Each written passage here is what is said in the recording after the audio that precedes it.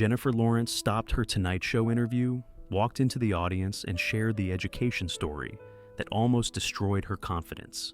The struggling dropout had no idea she was talking to someone who left school in 8th grade. It was a lively Tuesday evening at Studio 6B in Rockefeller Center, where The Tonight Show starring Jimmy Fallon was buzzing with that distinctive energy that made viewers feel like they were part of an exclusive conversation.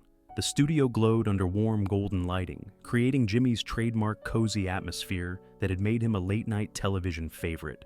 Nearly 200 audience members filled every seat, their excitement infectious as they anticipated another memorable show. The iconic set featured its signature curved wooden elements and that stunning NYC skyline backdrop that had become synonymous with late-night entertainment excellence. Behind his iconic desk, Jimmy beamed with his signature enthusiasm, while the Roots provided their smooth musical foundation that made every conversation feel effortlessly cool. In the guest chair sat Jennifer Lawrence, radiating that unique combination of A-list glamour and Kentucky authenticity that had made her America's sweetheart.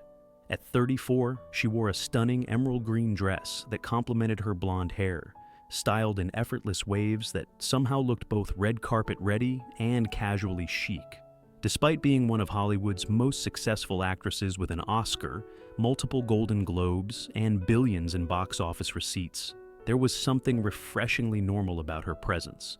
Like she could just as easily be your neighbor borrowing sugar as gracing a magazine cover. Her laugh was genuine, her posture relaxed, and she had that rare quality of making everyone around her feel at ease.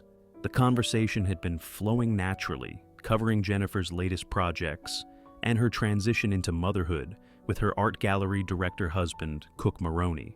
They'd laughed about her infamous red carpet falls, her obsession with reality TV, shows that she watched religiously, and her husband's art gallery world that still mystified her completely. Jimmy had asked about her recent return to acting after taking time off to focus on her family, and how she balanced her career with being a new mother. "It's wild how having a kid changes your perspective on everything," Jennifer had said, her eyes lighting up when talking about her son. "Suddenly you're like, wait, I used to think missing my morning coffee was a crisis? Now I'm functioning on 2 hours of sleep and somehow still more creative than I've ever been." "I have to ask about your early start in Hollywood," Jimmy said, settling into his chair. "You were discovered at 14 in New York. That must have changed everything overnight." Jennifer's expression shifted slightly, becoming more thoughtful. "It really did. One minute I'm this kid from Louisville, and suddenly I'm in New York doing commercials, then LA for pilot season. My whole world flipped upside down." "That's incredibly young to make such a major life decision," Jimmy observed. "Most kids that age are just figuring out high school." "Well, that's the thing," Jennifer said with a slight laugh that held a hint of something deeper. "I wasn't figuring out high school. I was done with it. I dropped out in 8th grade to pursue acting. No GED, no diploma, nothing. Just packed up and chased this crazy dream." The audience murmured with interest, but Jimmy could sense there was more to this story. "That must have been terrifying," he said gently. "Making that choice so young." "Terrifying doesn't begin to cover it," Jennifer admitted, her famous candidness emerging. "For years, I felt like I was walking around with this secret. Like everyone would figure out I was this dumb dropout who didn't belong in rooms with all these educated, sophisticated people." That's when a voice from the audience cut through the conversation with unexpected directness. "Ms. Lawrence, can I ask you something?" Both Jennifer and Jimmy turned toward the voice. It belonged to a young woman, maybe 19, sitting about halfway back in the audience. She had short dark hair and was wearing a simple black sweater. Her hands were clasped tightly in her lap. "Of course," Jennifer said warmly, though something in the young woman's tone suggested this wasn't a typical fan question. "I'm sorry if this is too personal, but what you just said about feeling like a dropout who didn't belong." The young woman's voice wavered slightly. "I had to leave school too. I'm 19, I don't have my diploma, and every day I feel like everyone around me thinks I'm stupid. How do you deal with that shame?" The studio fell quiet. This wasn't the usual lighthearted audience interaction. This was raw, real, and it caught everyone off guard. Jimmy started to respond, but Jennifer was already standing. Without hesitation, she walked around the desk and headed straight into the audience. The cameras followed her as she navigated between the rows until she reached the young woman. "What's your name?" Jennifer asked softly, settling into the empty seat beside her. Emma, the young woman replied, tears starting to form. Emma Rodriguez. Emma, first of all, thank you for sharing that. That took courage.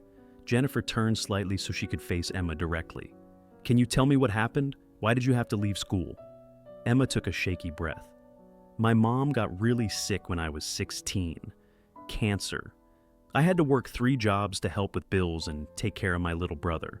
I kept trying to do school online, but it was impossible. Eventually, I just gave up. Everyone kept saying I could go back, but now I'm 19 and I work at a grocery store, and everyone looks at me like I made the wrong choice. Jennifer's eyes filled with understanding. Oh, Emma, you didn't make the wrong choice. You made the only choice you could make with the information and circumstances you had. That doesn't make you stupid. It makes you responsible. But I don't have a diploma, Emma said, the shame evident in her voice. I can't even fill out job applications without lying or feeling embarrassed. Let me tell you something that took me years to understand, Jennifer said, her voice becoming stronger. I was convinced for the longest time that I was going to be found out, that someone would ask me about Shakespeare or calculus, and I'd be exposed as this fraud who didn't belong. She glanced back at Jimmy, then returned her attention to Emma. I remember being at this fancy Hollywood party when I was maybe 21. I was nominated for Winter's Bone, sitting at a table with all these incredibly accomplished people. This director started talking about some classical literature reference, and everyone was nodding along knowingly. I just sat there, smiling and pretending I understood, feeling smaller and smaller. Emma was listening intently, as was the entire audience. But you know what I realized later? Jennifer continued. Half those people were probably pretending too. And more importantly, my value as a person, as an actress, as a human being, had nothing to do with whether I knew what they were talking about. Jennifer reached into her purse and pulled out her phone. Emma, I want to show you something. She scrolled for a moment, then showed Emma the screen. This is a text I sent to my mom last week. Look at the spelling. Emma looked at the phone and actually smiled for the first time. You spelled definitely as definitely, and restaurant as restaurant, Jennifer laughed. I'm terrible at spelling. I mix up basic grammar sometimes. I couldn't tell you what a gerund is if my life depended on it. But you know what? I've won an Oscar. I've built a career. I've learned Spanish for roles, studied complex characters, memorized Shakespeare for auditions. Intelligence isn't about having perfect spelling or knowing what you learned in 10th grade English. Jennifer's voice became more passionate as she continued. Emma, I want to tell you about something that happened to me just last year. I was at this industry dinner, sitting next to this incredibly accomplished director who started referencing some classic piece of literature. Everyone at the table was nodding along, contributing to the discussion with these seemingly deep insights.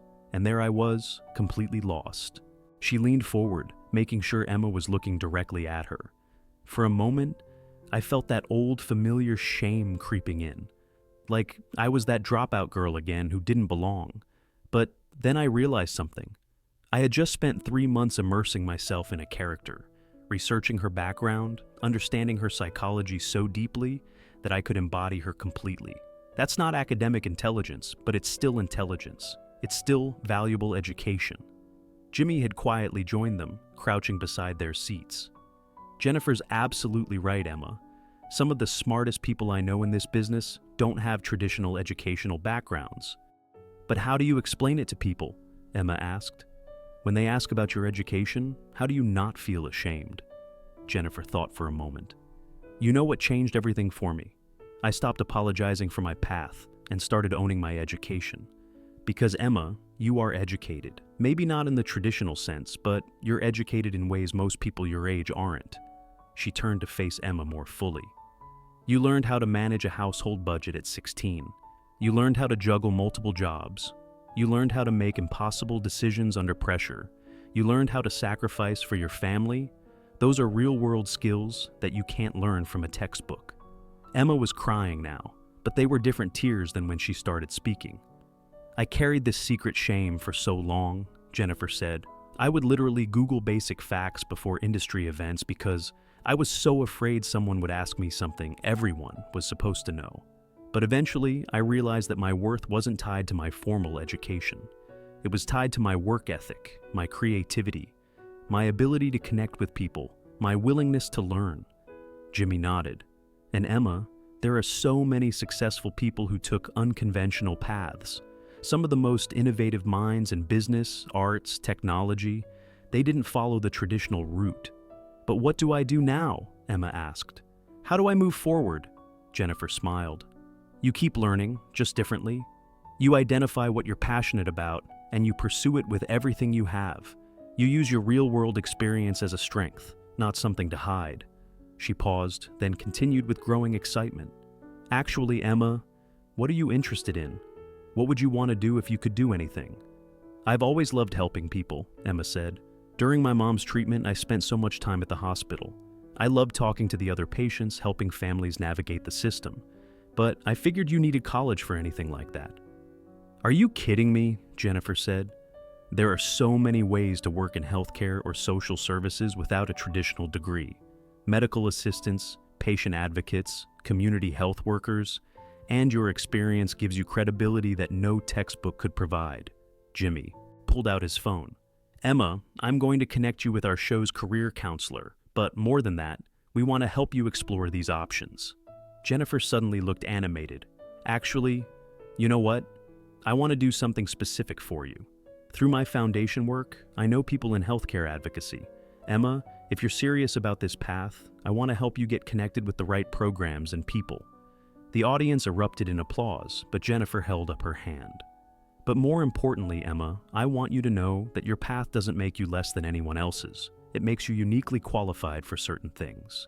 Your experience caring for your mother, managing crisis situations, working multiple jobs, that's expertise, that's education. As the applause continued, Emma wiped her eyes and said, "Thank you for making me feel like I'm not broken." You're not broken, Jennifer replied firmly. You're resilient, you're practical, you're educated in ways that matter. Don't ever let anyone make you feel ashamed of the path that brought you here. Jimmy stood and addressed the audience. Sometimes the most important lessons come from the people brave enough to share their real stories. After the cameras stopped rolling, Jennifer spent an additional 20 minutes with Emma, exchanging contact information and making concrete plans for connections in the healthcare advocacy world. 6 months later, Emma was enrolled in a medical assistant program, financially supported by a scholarship specifically designed for non-traditional students. When Emma graduated, the first card she received was from Jennifer. Told you so. Your education was always there. You just needed the right door to open. Proud of you. Jay. But perhaps the most meaningful moment came when Emma was interviewed by her local newspaper about receiving the scholarship. When asked about her educational background, she didn't apologize or make excuses. I learned my most important lessons outside the classroom, she said confidently. And that education prepared me for this path in ways I never could have imagined.